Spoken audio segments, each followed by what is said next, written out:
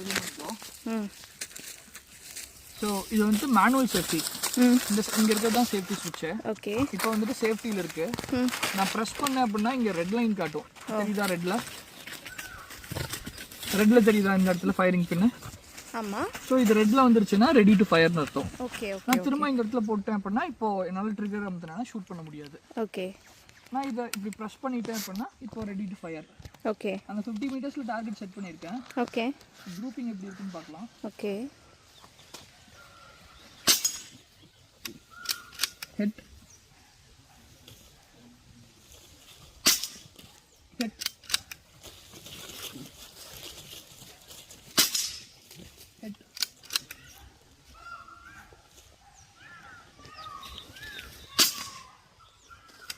போதும், அளவாக